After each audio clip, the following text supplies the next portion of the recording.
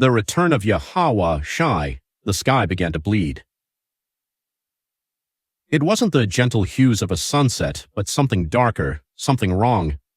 The blood-red sky hung heavy over the world, casting an eerie glow over cities and forests alike. The air itself seemed to tremble with an invisible force, like something immense and unspeakable was drawing closer. People whispered in fear, sensing that something ancient had been awakened. Across the globe, the name spread like wildfire, Yahawashi, spoken by those who claimed to see visions, those who felt the pull of something far greater than themselves. It wasn't a name they'd known before, yet it slipped into their thoughts like a forgotten memory. Preachers stood on street corners, their eyes wide with manic certainty, shouting warnings to anyone who would listen. Then one night, the world changed forever. A crack of thunder split the sky, but there were no clouds. The heavens tore open with a deep, shuddering groan, as though the universe itself was being ripped apart. From the breach, a figure descended, cloaked in a robe so white that it seemed to absorb all light, its edges flickering like the tongues of a great fire. His feet touched the ground, and with that single movement, the earth shuddered violently. Buildings collapsed, roads split, and the world itself seemed to bow under the weight of his arrival. The figure was Yahawashi. He was taller than any man, a towering presence that seemed to warp the very air around him. His face was hidden beneath the shadow of his hood, but his eyes, glowing like two dark suns, pierced the hearts of all who gazed upon him. They were not the eyes of a savior, they were the eyes of a judge, a destroyer. His voice came not as sound, but as a presence inside every mind, filling the thoughts of all humanity at once. The time has come, judgment is here. Panic erupted immediately. People screamed, scattering in every direction, though there was nowhere to hide. The chosen people, the elect of the children of Israel, the so-called Black, Hispanic Native Americans, were already removed from Earth by way of the chariots weeks before.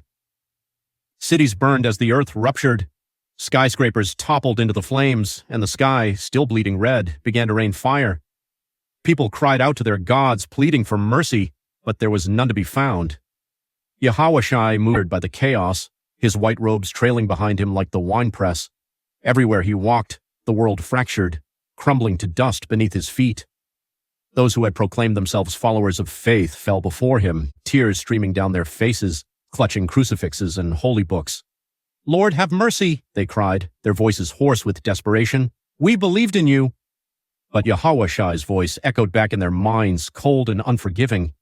"You believed in your image of me, but you never knew me." With a single gesture, the ground beneath them gave way, and they were swallowed into the abyss, their screams lingering in the air long after they had vanished. There was no salvation. There were no second chances. Angels descended from the sky, but they were not the angels of peace and light. These beings were terrible to behold, great winged creatures, their feathers singed and blackened, their eyes burning with a fierce, unforgiving flame. They carried swords that blazed with a hellish fire, and wherever they swung, the world cracked and bled. They moved with precision, slicing through the guilty, their wings spreading destruction in every direction. One by one, the nations of the earth fell, the seas rose, their waters black and churning, swallowing entire coastlines. The mountains crumbled, reduced to dust in an instant. Volcanoes erupted, spewing rivers of molten rock that devoured everything in their path. And through it all, Yahawashi stood at the center of the apocalypse, his dark gaze fixed on the crumbling world beneath him. A small group of survivors, huddled in the ruins of a once great city, dared to approach him. They had heard the prophecies, seen the signs, and they hoped, desperately, that they might be spared. One of them, a woman with trembling hands, stepped forward, clutching a Bible to her chest. Her voice was a mere whisper, but it echoed through the empty streets. "Yahawashi, we have repented, we have prayed, please show us mercy." For a moment, Yahawashi was silent. His gaze settled on the woman, and for the briefest instant, there seemed to be a flicker of something in his dark, burning eyes, something almost like sorrow. But then, his voice returned, filling the air with its cold, dreadful finality. "You did not seek truth, you sought comfort, and now there is only judgment." The woman fell to her knees, sobbing, but it was too late. With a slow, deliberate motion, Yahawashi raised his hand, and the ground beneath the survivors erupted in flame.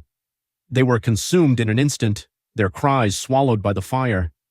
The world continued to collapse. As the earth split open and the seas boiled, the sky, now fully blackened, swirled with thunder and lightning. The angels, their swords dripping with the blood of the judged, gathered around Yahawashi, awaiting his final command.